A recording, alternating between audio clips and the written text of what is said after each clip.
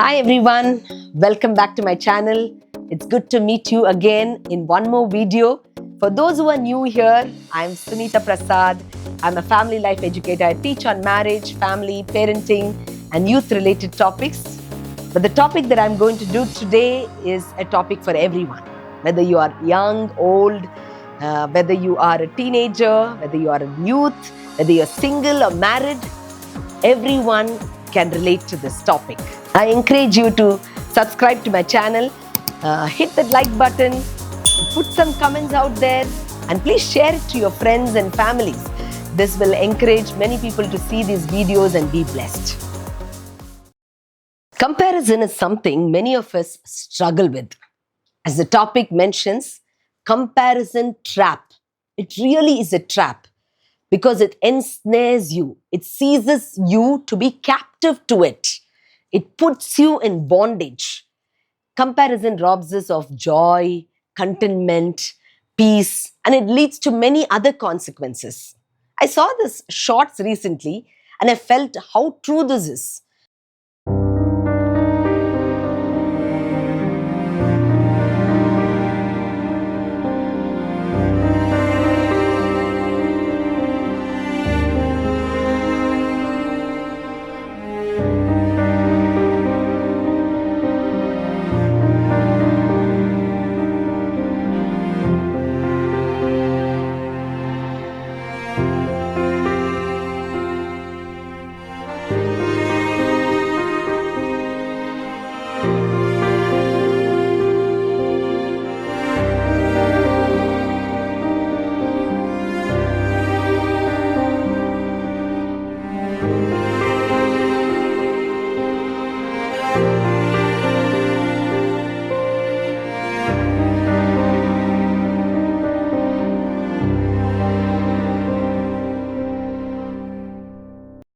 Comparison has actually been unrealistic and unfair to yourself. Let's talk about what happens when you fall into the comparison trap. I'm going to bring quickly 10 pointers to tell what happens. The first one I can think of is low self-esteem. You start to feel like you're not good enough or that others are somehow better than what you are. This can really hurt your confidence and your worth. Second one, insecurity. You begin to doubt your own abilities, your choices, accomplishments. You might feel uncertain, unsure about yourself. You're always insecure that you can't match up or you're not good enough. Third one is jealousy. You might feel resentful or envious of others' successes or achievements. You might think they are somehow more deserving or better than what you are. Fourthly, dissatisfaction. Constantly comparing yourself to others can leave you feeling unhappy with your own life, with relationships or accomplishments. You might focus on what others have and what you don't. Fifthly, anxiety or stress. The pressure to measure up to others can create anxiety. It can create stress. You might feel like you are in a constant competition even when no one are competing against you. Sixthly, negative self-talk. Comparison can lead to critical inner voices. You might focus on your perceived shortcomings or flaws. You think that you are not good enough. You are not up to the mark. So you perceive things. Fear of failure. The fear of not measuring up can hold you back and taking risks or pursuing your goals and dreams. Eighth one, missed opportunities. By focusing on others' strengths and accomplishments, you might overlook your own talents and achievements because always others seem better than yours. Ninth, unhealthy competition. Comparison can lead us to an unhealthy competitive mindset. You might focus more on outdoing others than your own growth and progress. So it's more about how can I do better than others. So you are not focusing on what you can do and better yourself. 10th, strained relationship. Constant comparison can damage your relationship. You might start to feel envious or resentful of others' successes. So you're not able to have good relationship with others because you're seeing them in the light of comparison. I have struggled with comparison myself. Let me share my own story.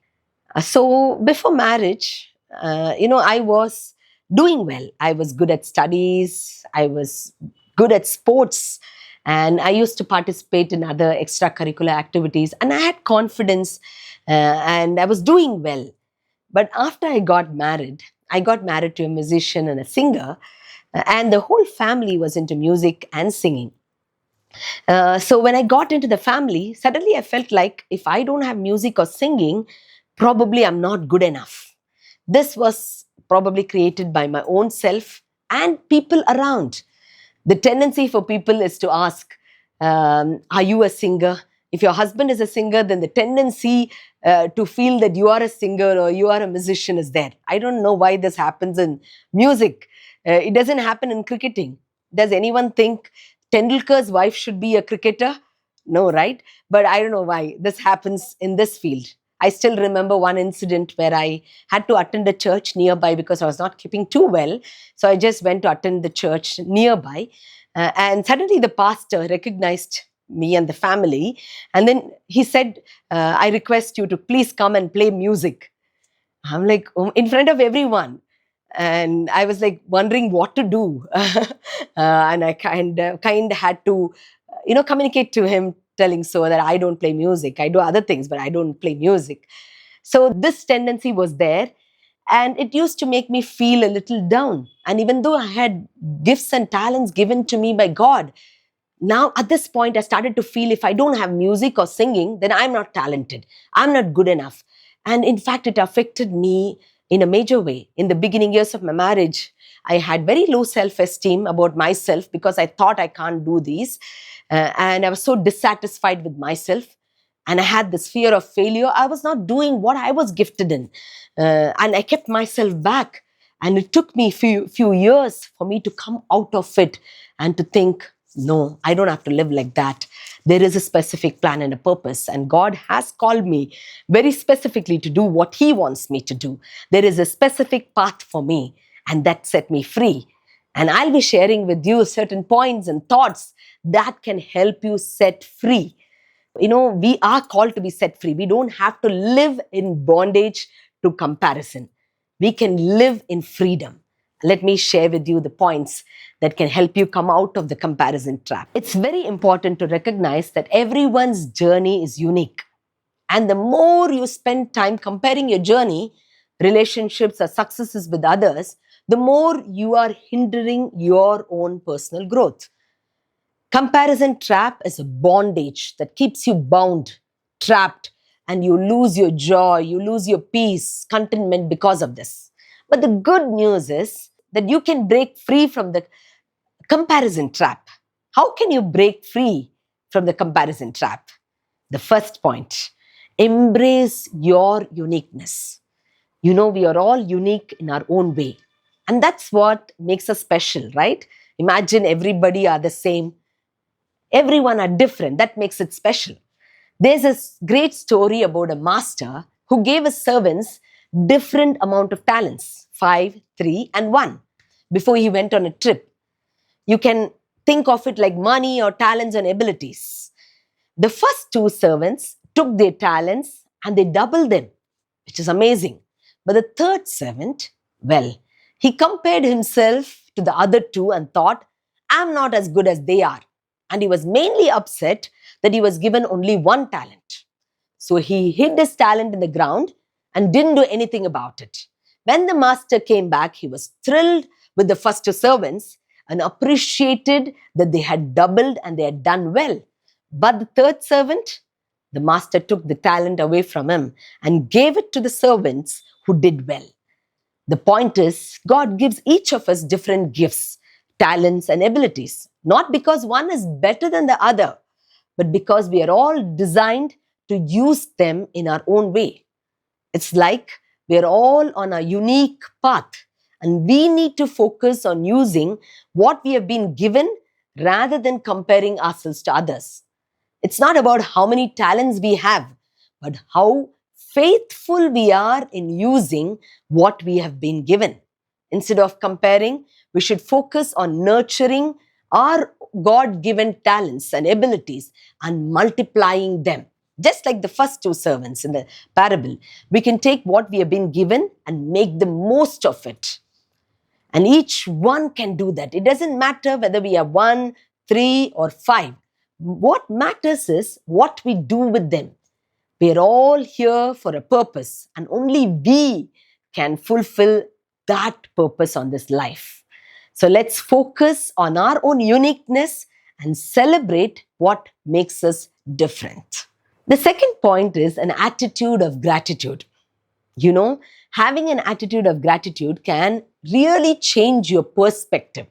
When we take the time to thank God for where we are, what we are doing, for what He has deposited in us, our perspective changes. Sometimes we might think we don't have much, but the truth is someone out there might be really grateful for what we have. It's all about appreciating for what we have and trusting that God's plan for us is the best. We shouldn't look to others, to the society, or to our peers for validation. Instead, we should seek validation from God. When we practice gratitude, we start to realize that we actually have a lot to be thankful for. Many times we tend to focus on what we don't have, but actually gratitude helps us to shift our perspective, our focus on what we do have. I highly recommend making gratitude a part of your daily life. It's a game changer.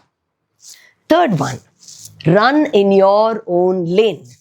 There's a story true story set in the 1950s, which was shared by Sheila Walsh in one of her videos.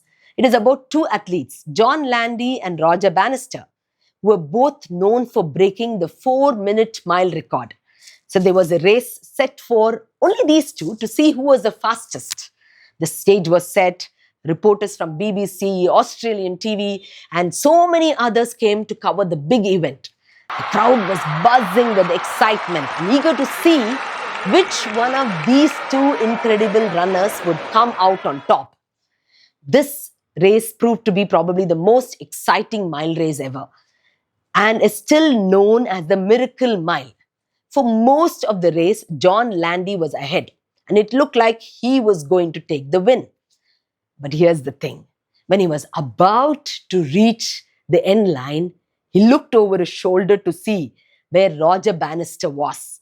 And in that moment, that split second, Bannister took the lead and won the race. A statue stands in Vancouver to commemorate its moment of highest drama when John Landy looked back over his left shoulder just as Roger Bannister passed him on his right. Of that instant, John Landy said, "When Lot's wife looked back, she was turned into a pillar of salt. When I looked back, I was turned into a pillar of bronze." This is a great reminder that when we are trying to achieve our goals, we need to stay focused and keep our eyes on the prize. If we get too caught up in comparing ourselves to others or worrying about what they are doing, we can lose our momentum and miss out on our own success. There is a verse that says, "Let us run with perseverance the race marked out for us." So there is a race marked out for you. So take a cue from this story and remember to run your race in your lane. Don't be bothered about what others are doing. Fourth one, change your measuring scale. We all get caught up in comparing to others, especially when it comes to social media. We see all these likes, subscribers, and comments, and easy to feel like we are not measuring up. But the thing is, that's not a healthy way to live. Proverbs 4:25-27 reminds us to focus on our own path and not get distracted by what others are doing. We should be looking for inspiration, not comparison. I have to admit, I have fallen into this trap before. I would compare my success to others based on their social media metrics, and it would make me feel like I wasn't doing much enough. Probably I have to do this, I have to do that to reach up to that. But then I had to take a step back and remember all the doors that God has opened for me through my video work. I would think about the people who have been blessed by what I've created, and it would shift my perspective. The enemy wants to distract us from being grateful for what we have by making us focus on what we don't have. But we can't let that happen. We have to remember that progress takes time. And it's unfair to compare our beginning to someone else's middle or end. So let's make a conscious effort to shift our focus. Let's not caught up in comparing others, but instead focus on our own journey. Let's be inspired by others, but let's not compare. Let's remember that we are all on different paths, and that's what makes life so beautiful. Fifthly, celebrate others' success. This is very important. Celebrating others' successes. When we see someone else achieving their goals or reaching new heights, it's easy to get caught up and feel like we are somehow less successful. But you know what? That's a very toxic mindset, and that is not true. That's just not true. When we are genuinely happy for others, what we are doing here is we are shifting our mindset of lack or scarcity to one of abundance. We start to see that there's enough success to go around. There are many people in different ways who can be successful. And that someone else's success doesn't diminish our own life or our own success. In fact, by rejoicing in the accomplishment, we are opening doors for ourselves. Think about it. When you're happy for someone else, you're showing God that you have a heart that's pure and genuine. You're saying, I trust that you have good things in store for me too. And that's a beautiful thing. So let's make a conscious effort to celebrate other people's successes. Let's be genuinely happy for them, even if we don't fully understand the journey. Let's encourage. When others are doing videos, when others are doing their work, let's encourage them. Let's build them up. But we can be sure that their success is a blessing and that God is still working in our own lives too. Just remember, God is not unfair. He's not going to bless someone else and not bless you. He's got a plan for you too. And that is an amazing plan too. So let's focus on being happy for others and trusting that our own time is coming. Lastly, sixth one, weed your feed. Let me explain. I think we need to talk about being more intentional about what we consume online. Think about it. We are constantly bombarded with information, updates, opinions from every direction. It's like trying to drink from a fire hose, right? But here's the thing. We don't need to know everything. In fact, taking in too much information can be overwhelming and can even damage our mental and emotional well-being. So we need to be mindful of what we are feeding our minds, because the more we watch, the more we tend to compare, more we are affected. It's like the old saying that goes, you are what you eat. Well, the same applies to what we consume online. If we are taking in positive, uplifting, inspiring content, we are producing fruit that nourishes our souls. But if we are consuming dark, devastating, or toxic information, it has its own fruit, and that can be really damaging. Let's make a conscious effort to weed our feed, so to speak. So it's basically weed out, remove things that are not necessary, the social media that is not necessary. Let's become intentional about what we allow into our lives and make choices about what we expose ourselves to. By doing so, we can create a healthier, more balanced online environment that supports our well-being and helps us to grow as individuals. So we have come to the end of this. Let's wrap things up. The comparison trap is a real thing, and it can be super damaging. It's like we are always looking at others and feeling like we are not good enough. But the truth is, everyone's journey is different. So let's make a conscious effort to stop comparing and start living. Enjoy your life. Focus on your growth. Be genuinely happy for yourself and for others. And trust that God's plan for us is unique and amazing. God bless you.